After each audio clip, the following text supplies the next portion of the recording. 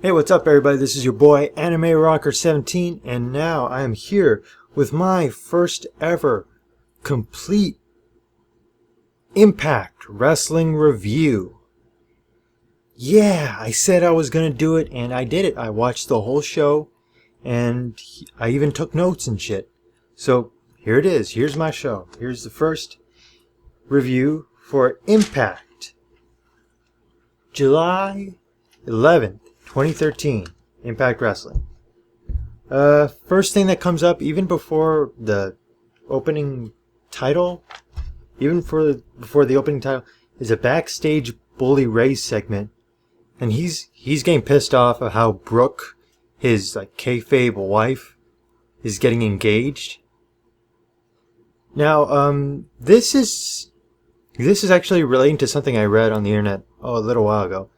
That it's kind of stupid for Brooke, who's Brooke Hogan, Hulk Hogan's daughter, who is VP of the Knockouts or something like that, how she's going around on Twitter saying that she recently got engaged. Oh, look at me, I'm engaged, I'm engaged. That's cool, but it's cool that you're engaged. It's good for you, but excuse me, I need some water. It's good that you got engaged, but you're breaking kayfabe pretty bad because you're supposed to be, quote unquote, married to Bully Ray. I mean, Bully Ray's already married. You don't see his wife, tweeting, "Hey, this is all fake." He's actually married to me. He's been for the longest time. No, come on. I mean, you think she would know that, being Hulk Hogan's daughter. You think she would know, but I guess not. Okay, next up we got the Aces and Eights. The show starts, the Aces and Eights come out to the ring, and apparently Chris Sabin can cash in his X Division championship title for a guaranteed title shot. And this really confused the hell out of me, because like I said, this is my first time watching Impact, 2 weeks in a row. Okay, this is the first time I've done that, so has the X Division title always been able to do that? Can you do that? Can you just say, well, I got the X Division title, and that's cool, but I want to try being World Heavyweight Champion, so I'll just give up being X Division Champion? I mean, I know in WWE and WCW, I have heard of feuds where the IC Champion, or the United States Champion, they decide to challenge WCW or the WWE champ, Ultimate Warrior, Hulk, that kind of thing. But does it work that way? Can you say, "Hey, I'm IC champion, I can challenge the world"? What? I don't get that. And apparently there's an option C. That's option C. So what are the other two options? What are A and B? I need someone to explain that to me, please. Anyway, back on track. Okay, Chris Sabin can cash in his X Division title for a world title shot. Bully Ray warns him to not to. And apparently the Aces and Eights are going to vote for another vice president or something. Anyway, Aces and Eights also addressed the challenge that the Main Event Mafia gave to them, and they declined. That's when the Main Event Mafia comes out, and Taz actually made a really funny joke because Kurt Angle's wearing these sunglasses that had a see-through American flag decal on them. And he goes, "Oh, it looks like Kurt Angle stopped by his local gas station to purchase some sunglasses." Which is funny because I've seen glasses like that in gas stations, because I was like, anyway. Angle says that the Aces and Eights will be gone by the time Bully Ray defends his world title, and he'll be forced to do it one-on-one. And they even bring up the idea of a fifth member. Wonder who it's going to be. And then we start to the meat of the show, which is a Joker's Wild tournament for the Bound for Glory series. This is one thing I like about TNA. They have some good ideas. Not a lot of them, but this one's good. Okay, this is a Joker's Wild tournament. That's when you get all the guys who are in the Bound for Glory series, and you randomly throw them together in tag team partnerships, and make them compete in tag team matches. The winning teams continue on to be in a 6-man. They call it a gauntlet match, but it's really like a mini Royal Rumble. Anyway, you get them to compete in that match, and the winner of that match gets 25 points in the Bound for Glory series. That's pretty cool. I like that idea. However, that cool idea goes right to shit when you realize that these random tag teams are as predictable as, let's say, any poll on the WWE app. I mean, really, come on. I saw these teams coming a mile away. And like I said, this is only my second week watching this shit. So the first team is Jeff Hardy and Joseph Park. And they're paired up to fight against the team of AJ Styles and Samoa Joe. Now, excuse me. I've been a WWE guy all my life, and I don't normally have the time to watch other wrestling promotions. Neither did I have the means. So before a bunch of you smarks or whatever get all butthurt for me watching not watching Ring of Honor, I never watched Ring of Honor. Hell, I don't even do it now. So I'm not too familiar with Samoa Joe. I know of him, but I don't know him. But he's fucking badass. And he's fucking scary. I mean, he got tagged in the match and he started like doing body blows to Jeff Hardy. Damn, you can see and hear that they hurt to the point where you can almost feel it. I mean, they shook Hardy's body like hard. Samoa Joe's a scary, mean motherfucker. He'll whip your ass. And that was badass. I enjoyed that. I love, like, Samoa Joe's over to me. And AJ Styles is pretty cool too. Love him. In the end, Joseph Park, AJ Styles and Jeff Hardy sort of have a, like, they do some good wrestling. Then Joseph Park comes in for a little bit. And Joseph Park, like, gets a hot tag and does a few moves. But in the end, AJ and Samoa Joe win when Samoa Joe grabs him for a rear naked choke. After that, we got another match. Jay Bradley is paired up with Hernandez. And they're up against Mr. Anderson and Magnus. Now, this is another one of those predictable team-ups because they got the one member of Aces and Eights that's in the Bound for Glory series, and they they forcibly paired him with a member of the Main Event Mafia. And then you got Jay Bradley and Hernandez. Now, like I said last week, I like Hernandez. But Jay Bradley, he was one of those guys who, after I saw his match, I couldn't remember his name for the life of me. Now, it was an okay match. It was pretty funny, too. Story of the match, Magnus and Anderson, they did not want to team together at all. Magnus didn't even want to exert himself and put himself in the match. He just tagged... Anderson didn't want to be in the match. He just tagged in Magnus and just sat back and let Magnus do all the work, you know? Which you'd think he would try to win the match because, hey, if he wins, he gets on the gauntlet and wins some more points in the name of the Aces and Eights. But nope, he decides to hang back and let Magnus do all the work.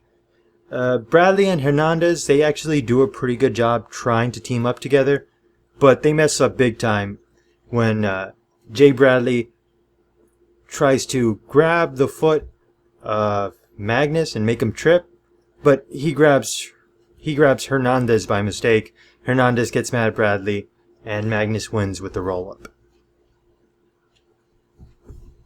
I like Hernandez, pretty thick dude, and he pulled off several cool spots. I think it's always cool to see like a thick dude, like a thick big dude, fly around the ring, because that's like wow. Also, we got we cut to another backstage segment with Austin Aries and Bobby Roode. They're just there arguing, you know. Austin Aries is like, "Hey, why didn't you come help me out?" And Bobby Roode's like, "Come help? Why do you want my help? I got problems of my own." And then that's when the bad influence, freaking Christopher Daniels and Kazarian come in. And they're like, "Hey guys, what's up? We're going to be in the Bound for Glory series match. Win the Joke is Wild, and we know Excuse me. Need some more water. And we know that the winner, that the good guys in the Bound for Glory series are these four handsome dudes right here. But one thing will always be true. Bad Influence is the best tag team in the business. Am I right? Am I right? See you later. And they keep calling Rude and Aries dirty heels. I don't know if that's their tag team name. It probably isn't, but it made me laugh. Those guys are hilarious. And yeah, like I said, this is predictable because the next match in the Joker's Wild tournament is Christopher Daniels paired randomly, yeah, random my ass, with Austin Aries, while Bobby Roode is paired with Kazarian. Now this was a fun match because it clearly showed that Christopher Daniels and Kazarian were not going to fight each other. You know, they both got tagged in, and right when it looked like they were going to grapple, nope, they just shook hands, you know, did a high five, like, hey, haha, we fooled you suckers. But Rude and Aries were more than happy to beat the crap out of each other just to get a leg up on the Bound for Glory series. Let's see. Sorry, I need more water. And there was even one point in the match where Christopher Daniels tagged himself in just so Austin Aries can quit beating up his tag partner. But in the end, Rude and Kazarian win when Kazarian rolls up a small package. And that's the match. And they looked kind of... After the match, Kazarian and Daniels look kind of confused at each other. I hope they don't break up the team, Bad Influence, because I just started watching them, and I'm enjoying the hell. They're hilarious, so I wouldn't mind watching more of them. Then we get a backstage segment with the Aces and Eights, and they're going to vote for VP or whatever. I think we cut to commercial after that. Backstage segment with Hulk Hogan and Brooke Hogan. And all these guys are like really getting over for me. All these characters.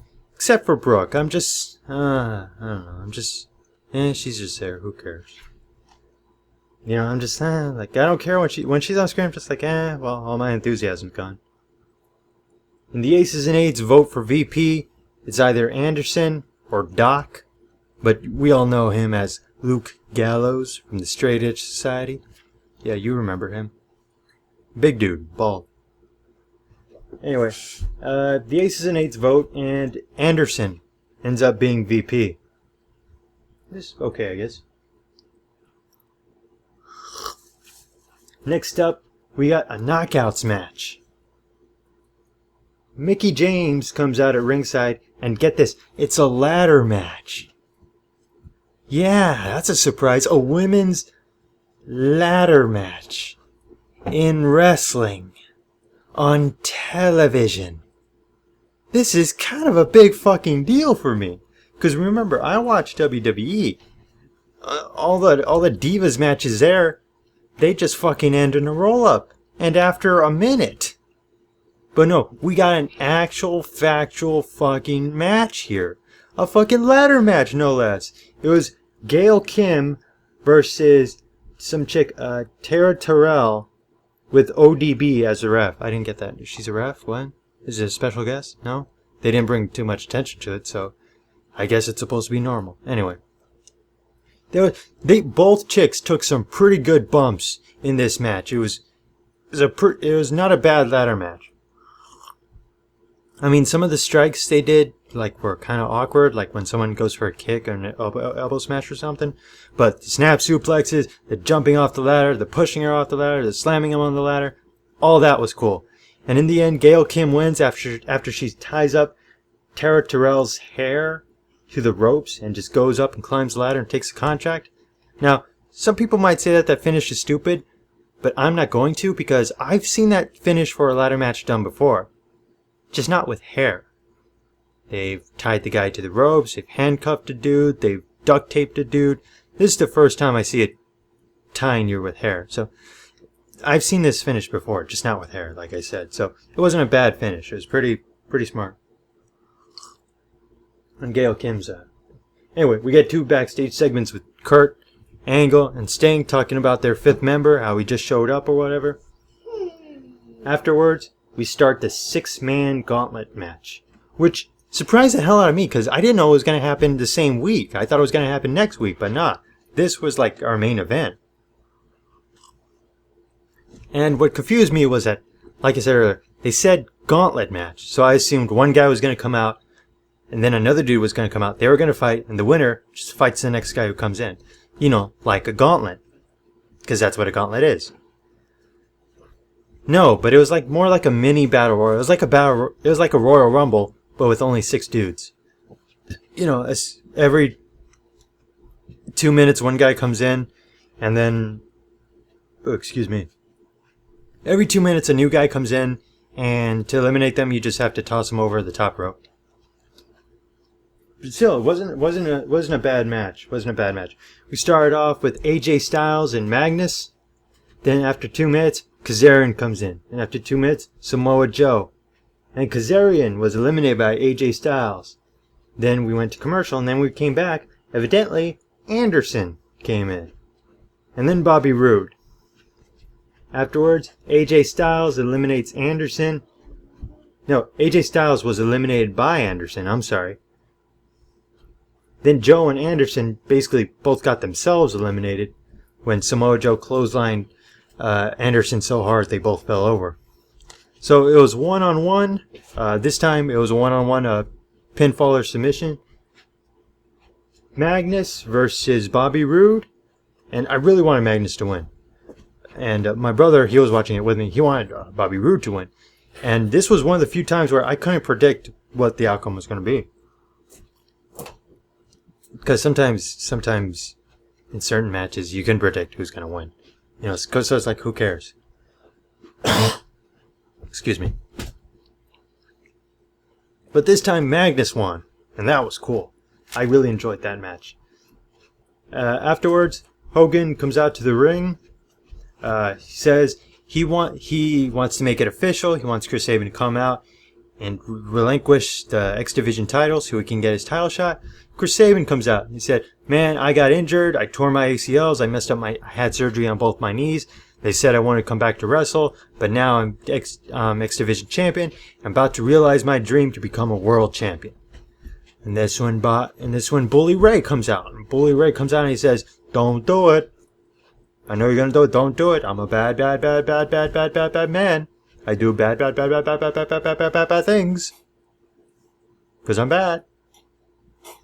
Man." And Chris Sabin's like, "Fuck you. No, I'm gonna do it anyway. You stupid whatever." So he relinquishes his title. And he says, "Oh, you're not gonna just fight me on Destination X. You gotta fight me and the Aces and Eights." The Aces and Eights music hit, but then the Main Event Mafia's music hit. So when the Main Event Mafia comes out, Sting says, "I'm about to introduce the newest 5th member to the Main Event Mafia." And it ends up being Rampage Jackson. Yeah, that MMA guy who they signed up made a big deal of recently. I have no idea who the fuck he is. I don't watch MMA. I don't give a shit about MMA. It's just 2 dudes I don't know or care about fighting each other like I give a shit. But whatever. Yeah, good for Sting. Okay, and that was tonight's Impact Wrestling, and I gotta say I'm still digging it. You know, I'm still liking it. So I'm gonna watch next week. Next week's is Destination X. They're gonna show a pay-per-view show on free TV. I'm not sure how smart that is business-wise, but I know I'm gonna try to enjoy it anyway. Regardless, I'm just gonna try to watch it and enjoy the hell of it because we got some pretty good matches lined up. So that was the second Impact Wrestling I've seen in a row, which I've never done before. And I enjoyed it. I thought it was cool wrestling. Lots of good wrestling. Lots of good action. They ain't afraid to wrestle here. Not in this show. And not as many backstage segments as a certain other program. But I liked it. I thought it was a good show. Some of the matches were kind of short, especially in the Joker's Wild tournament, but I guess that's understandable, seeing as how the show's only 2 hours long. I bet if they had 3 hours, they'd do more, unlike some people who like to squander those 3 hours. But I'm digging it. I'm digging the hell out of it. And the one fear I had was that I wouldn't like any of the talent. But no, I do. I do like the guys. Like half the roster, I guess. I think is pretty cool. So yeah, I'm gonna watch next week's Impact. I hope I like it. It's Destination X, and honestly I can't wait.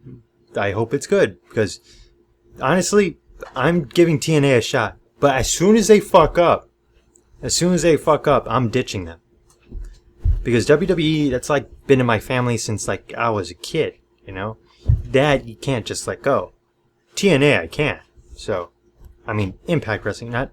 Well, you get what I'm saying. So let's see what happens. But just one more thing. Holy shit, I've been talking for 20 minutes. Just one more thing before I leave. Bobby Roode. He has entrance gear. And it's a robe. And it's super sparkly. And it has stars on it. And the first thing I said to my brother was, oh my god. Check out Bobby Roode and his awesome Twilight Sparkle bathrobe. I want one. I'm a brony. I should get my own Twilight Sparkle bathrobe. If you don't know what I'm talking about, Google Twilight Sparkle. And then Google Bobby Roode's like robes. And you'll see what I'm talking about, because I was like, damn. Any Twilight Sparkle fan would love to have a bathrobe like that. My showers will be magical.